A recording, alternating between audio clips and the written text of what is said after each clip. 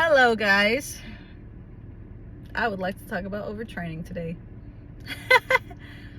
So I'm going to tell you what happened, and I'm going to tell you why it happened, how dumb I am. Anyways, so maybe you can learn from my mistakes. Overtraining is 100% real, and lots of people go through overtraining. A lot. You might not think that you are overtraining, but if you have any kind of the symptoms that I have, then yeah, you probably are. Or you might not have the same symptoms that I have. Everyone's different. But you really got to take a look, because overtraining not only can injure you, it can also stall your results big time. Huge. So backtrack a few weeks.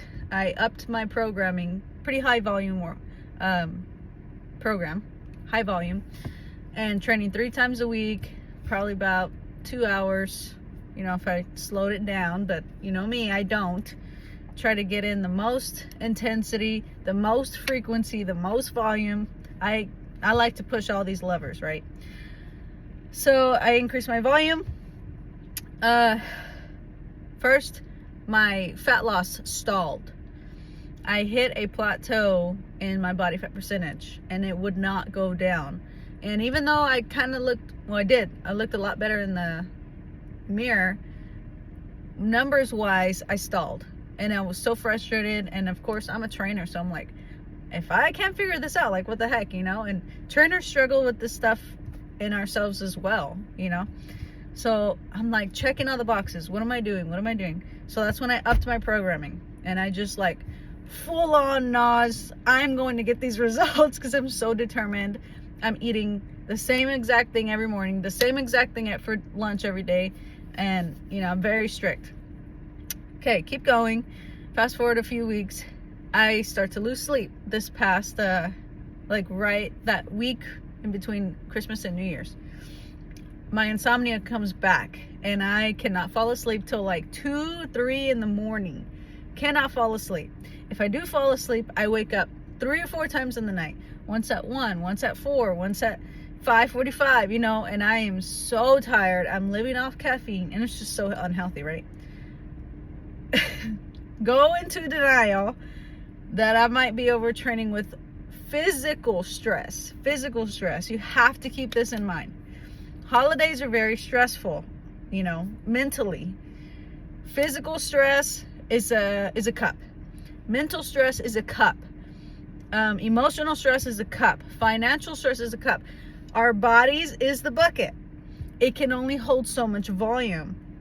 So if I pour a ton of mental stress, and I'm like up to here, and then I'm like, oh, I have no physical stress, and I just slam it with physical stress, as well as all the other stuff, financial, emotional, I'm overloaded. You have to keep in mind, and I'm preaching to me, the entire spectrum of stress. It is so real. Fast forward. I'm in denial because I love training. I'm like, nah, it can't be my training, right?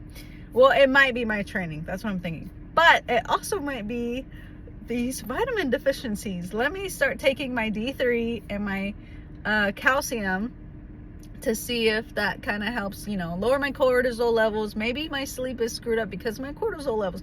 Mind you, this has happened before, this specific injury. Okay. And I was overtraining. I took my volume down. It fixed. Okay. So this is me talking to me. Duh. So here I am taking vitamins, and I keep training the same. And my sleep is pretty much the same. It's still crap. I still have insomnia. Friday morning, this past Friday, I woke up in my bed, still in my bed. I start to stretch. I took half of the week off, by the way. So I started to get a little bit more sleep. So that right there should have told me, duh, it's overtraining, okay? Friday morning, I wake up and start to stretch. I stretch my neck, still in the bed. This has happened before. Last year, I heard a loud pop, and I was locked up. This past Friday, I'm stretching and I feel like it's going to pop. That same sensation hits and I'm like, oh crap, I better stop. I stop, everything still locks up. I have to call the chiropractor to come loosen me up. So I had to go in. I just came back from a 90-minute massage today. You know, I lived on the heating pad this past weekend because the muscles were just so tight, and I'm just in awe of myself that I pushed it off for that long. And now my body is forcing me to slow down. I am a very push kind of person. You know, I'm running a business, I'm a mom, I'm a wife, you know, I have dogs, I have a garden, I have all these things that I want to be perfect at.